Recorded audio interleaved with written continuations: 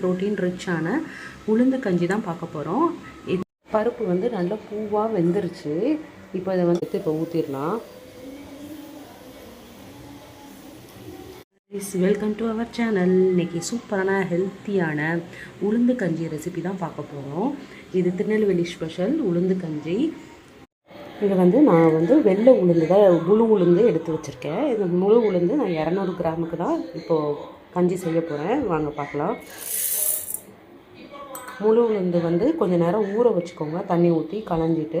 இப்போ இதில் வந்து தேவையான பொருள் வந்து பார்த்திங்கன்னா, ஜீரகம் 1 ஸ்பூன், அரை ஸ்பூன் வெந்தயம், பூண்டு வந்து ஒரு 10-15 போட்டுக்கோங்க. ரொம்ப நல்லது, ரொம்ப ஹெல்த்தியான கஞ்சி இது.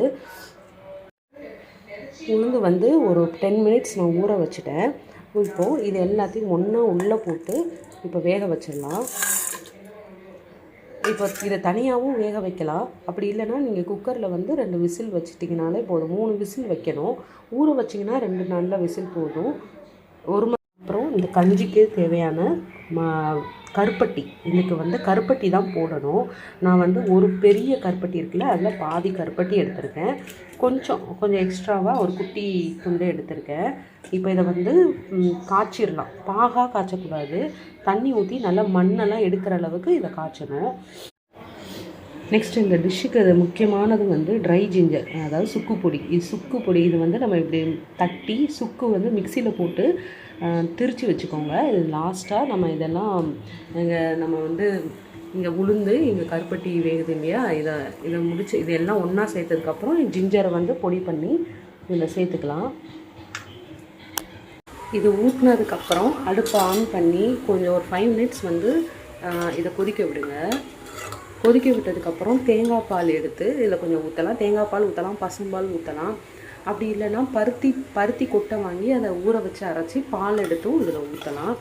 ரொம்ப நல்லது, ரொம்ப ஹெல்த்தியாக இருக்கும்.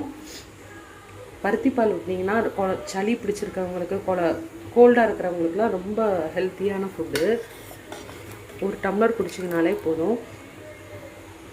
நான் இன்றைக்கி வந்து என்கிட்ட பசும்பால் இருக்குது. நான் பசும்பால் தான் ஊற்றி இன்றைக்கி சர்வ் பண்ண போகிறேன். இது கொதிக்கட்டும். கொதிச்சதுக்கப்புறம் சுக்குத்தூள் போட்டுக்கலாம்.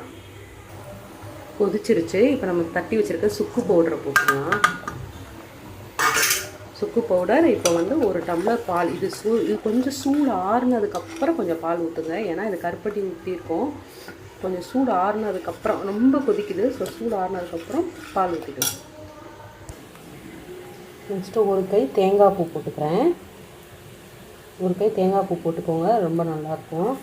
தேங்காய் பால் வந்து ஊற்றுறதுனால ரொம்ப நேரம் வச்சுருக்க முடியாது.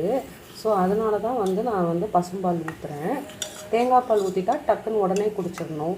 இல்லைன்னா நீங்கள் ஒரு டம்ளர் எடுத்துகிட்டு அந்த டம்ளரில் கொஞ்சமாக தேங்காய் பால் ஊற்றி கூட நீங்கள் குடிக்கலாம். அதனால தான் நான் தேங்காய் பால் வந்து இப்போ ஊற்றலை, பசும்பால் தான் நான் ஊற்ற போகிறேன்.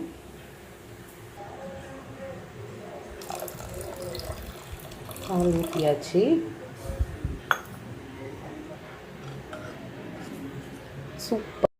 சூப்பரான கஞ்சி ரெடி ஆகிடுச்சு. காலையில் பிரேக்ஃபாஸ்ட்டுக்கு இதை ப்ரிஃபர் பண்ணுங்கள். ரொம்ப high protein and healthy. Sugar வந்து உங்களுக்கு கருப்பட்டி ரொம்ப சுகராக இருக்கும்னு நினச்சிங்கன்னா கொஞ்சம் கம்மி பண்ணி சேர்த்துக்கோங்க.